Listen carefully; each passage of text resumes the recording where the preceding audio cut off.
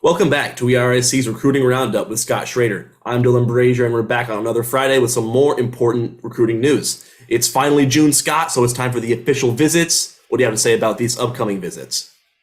Yeah, there were four official visitors May 19th through the 21st. So there was Bryant Wesco, a four-star receiver from Texas. You had Edric Houston, a five-star defensive lineman from Buford, Georgia. And you had I'm trying to think of all the guys. Braylon Conley, a cornerback from Spring, Texas, kind of up towards the George Bush Airport there in Houston area, and then also Miles Davis, a four-star safety from San Antonio area, Judson, Texas, or Judson, Texas, or Jasper. There's both. Judson.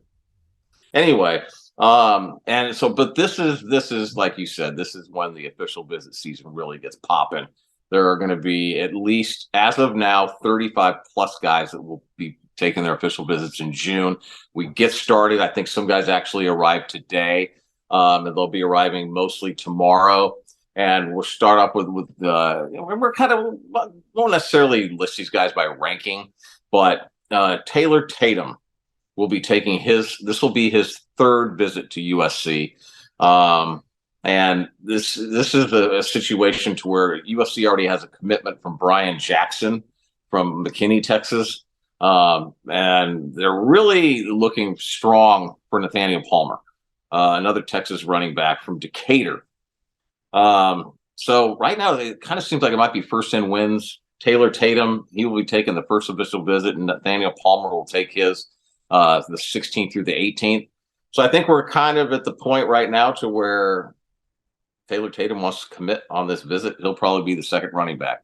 If he wants to wait and take his visits, Nathaniel Palmer is, I think, more ready to announce a commitment here in June. So it's going to be interesting to see how things play out. And you brought up a comment about Taylor Tatum on why he should be high on the wish list for Kyle McDonald and USC.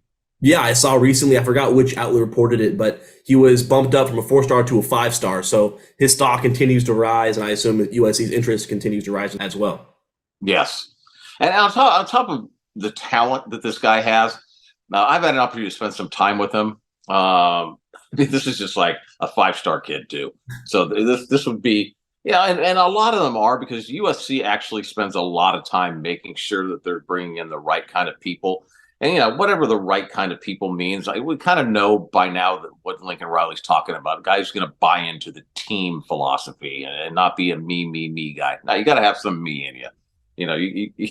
If you don't, you're losing, you're leaving stuff on the table. But I won't rant on too much longer about Taylor Tatum. But yeah, he'd be a big pickup. But I'll tell you what, Nathaniel Palmer would be too. I think they're both elite. And then we've got Xavier Brown. We got two cornerbacks that are coming in for this visit. Two of the best in the nation, two of the best on the West Coast, both from Southern California. Xavier Brown from Modern Day and Dakota Fields from Gardner Sarah High School. A couple weeks ago, I think it was now, we put in a prediction for Marcellus Williams, cornerback from St. John Bosco. And he's taking his official visit in a couple of weeks. But, there is some talk from these guys, like they're trying to see if they can get the top three cornerbacks on the West Coast to all play at USC. So, we'll see how that all plays out. But I think USC's in a far better place for one of these two guys that I just mentioned that people think. There's been some commentary like we're going to change the narrative when we get a few more commits at USC. So stay tuned this weekend, because I think Sunday is going to be really fun. Jalen McClain. He's the latest addition. I really don't know that much about him. He was just kind of added to the official visit. He got offered late, and he was added to the official visit list late. He's from West Orange, New Jersey, Seton Hall Prep. He's a safety. He actually, physically, he's an impressive-looking kid.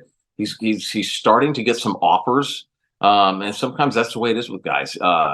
These schools will go around during the springtime, April 15th and May 31st, when assistants can be on the campus of the high school, kind of evaluating these guys. And that's what USC did this year. Jalen McClain is one of the beneficiaries of the college coaches getting on campus. And so he is now one of the guys that, could potentially be one of the two safety spots. I'm thinking this is his first visit, so I'm not sure where that will go. But Fox Schrader 4-star offensive lineman from Vancouver, Washington. He's committed to Oregon. Honestly, I don't know where this guy stands right now, but the fact is this will be a second visit to USC. And, if you're going to take an official visit to a school and and you just visited a couple weeks ago, I don't know, it kind of speaks volumes to me about the interest level, but people swear he's a lock for Oregon. We'll see. He will be at USC this weekend. So Isaiah Garcia is another really, really talented offensive lineman from he's actually we have him down as Magna, Utah. I'm not sure why I put that down. But he's from Draper, Utah, Corner Canyon High School, same school that Jackson Dart is from. Walter Matthews, a 4-star tight end from Hiram, Georgia. I think that's how you pronounce it in Georgia. I would pronounce it Hiram, but we're from a different coast here. But I don't know much about him either, but USC is one of his 2 schools, his finalists right now. I think it's Florida and USC. So, this is one of those guys that, this could end in a commitment for all we know this weekend. Cameron Fountain, an edge from Atlanta, Georgia, saw him at the Atlanta Under Armour Next Camp. Very impressive looking player, very raw. But this is a guy that could develop into a big time football player later in his college career. You got 4-star offensive tackle Manasseh Itete. Again, I'm butchering names. That was a good effort. Central Catholic. If a lot of these guys, I don't know where things stand. I just know that USC's among Manasseh's top 5 schools. And he told me when we saw him at the Under Armour Next Camp at Mission Viejo High School that his interest was really strong. He's a big fan of Josh Henson, USC's offensive line coach. So this is a big visit for him. It'll be a second. Hayden Trater. Again, I should probably do a little more research on these names, which I will before the next show. From Cherry Hills High School in Inglewood, Colorado, another really, really talented offensive lineman. And Jarvis Boatwright, a 3-star safety from Clearwater, Florida. His first visit to USC, so it's hard to know where the interest level will be when he gets done with the visit. But the last one is an outside linebacker from Cheshire Academy in Connecticut, Elijah Newby. So he is actually one of Roy Manning's guys as an outside linebacker edge prospect. So with what comes with this finalized list was a modified list from what we had previously. We had Jordan Johnson Rubel from IMG Academy. He was set to take an official visit this weekend. He is no longer, he's canceled. He will not be taking an official to USC. We've moved Kingston Biliamu Asa, elite 4-star linebacker from St. John Bosco. He was set to come in this week. He has moved his visit back to next weekend so he can take the visit with 4-star St. John Bosco safety Peyton Woodyard. So you'll have 2 St. John Bosco kids with the attention of the entire USC staff next weekend. And then Caleb Redd, who's an edge from St. Louis, Missouri, he was also scheduled to take an official visit this weekend. He is not taking an official visit. So there were some changes. There will be every week because what happens is you start having the interest levels are becoming really clear to the college coaches. In this case, obviously USC. So they know they're sitting pretty good with at least one guy. I think that guy's Miles Davis. And then you got other guys that the interest is fairly strong with. So you kind of go, all right, well, this guy was a long shot, meaning Jordan Johnson Rubel. We'll bring in another guy that we think we have a better shot with, which is basically Jalen McClain, the kid from New Jersey. So, I mean, how much of these official visits have you been following in your short career here at USC?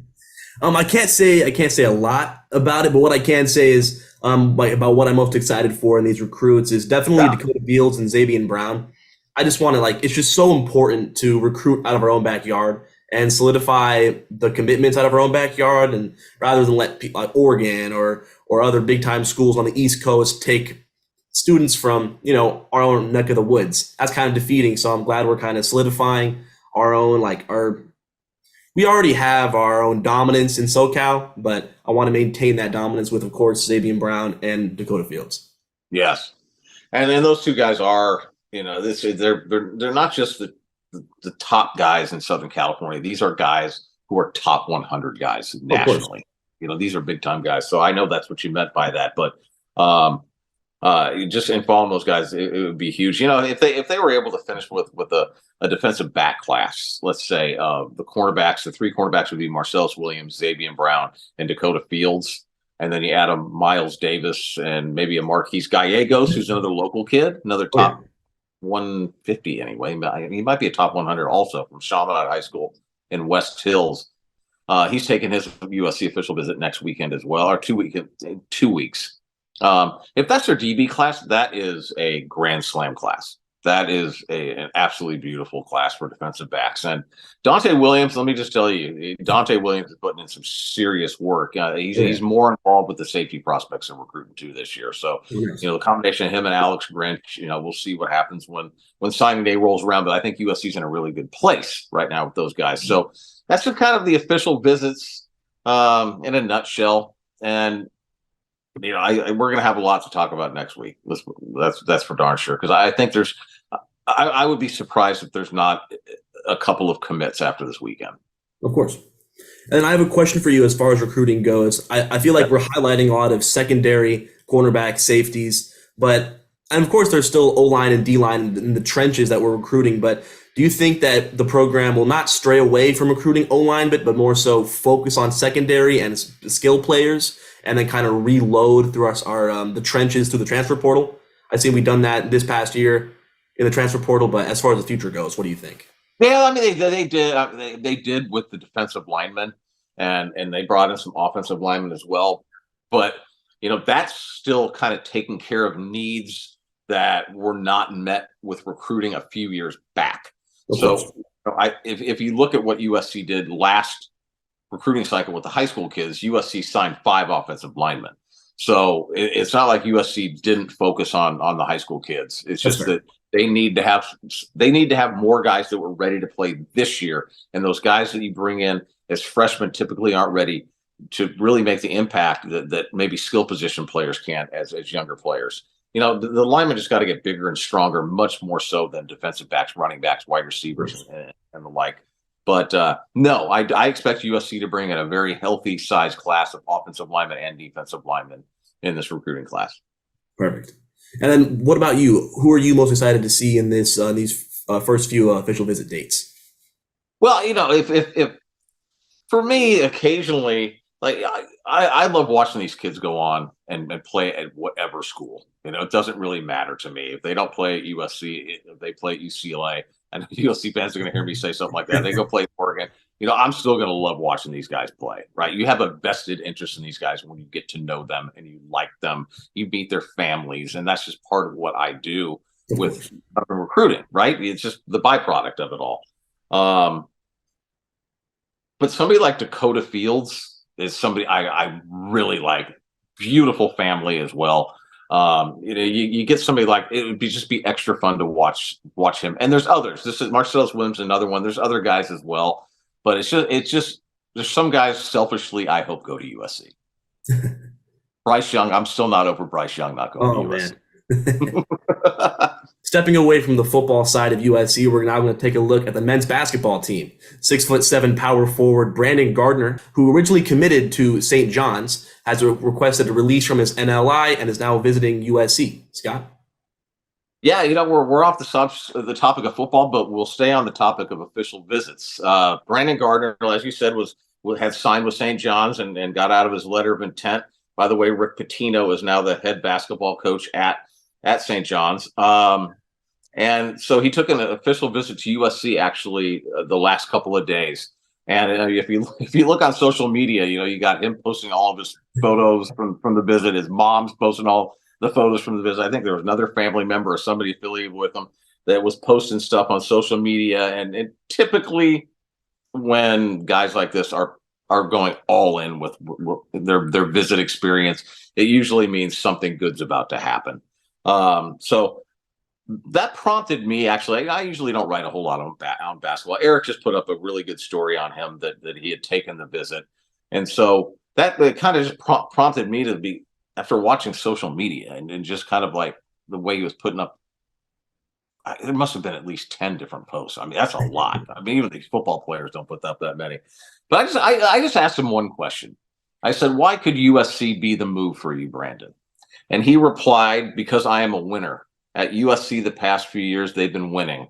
Also, the coaching staff, they're tremendous. The elite players they have coming in would be great for me and the development. And lastly, it's Southern California, and there's great weather.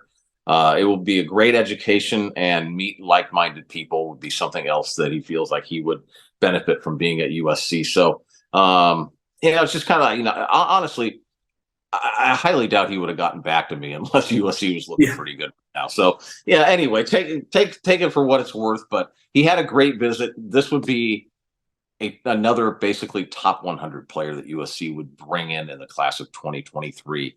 I don't know where it would ultimately rank. I guess we probably could have looked that up. But USC, I think, already was like top 5 recruiting class. So, this would solidify this recruiting class as another extremely strong one for Andy Enfield. So it's just another reason for USC fans to get excited. It's going to be a different environment at the Galen Center this upcoming basketball season, as we've talked about with Bronny James and what that brings to the Galen Center. So anyway, good news for basketball.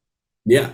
And then, I'm just glad we're seeing another big guy get recruited. I know we got Isaiah Collier and then Bronny James, who are both point guards, but now we're seeing a power forward get in the mix, and we're kind of getting that big man ball we were playing a few years ago with the Mobley brothers.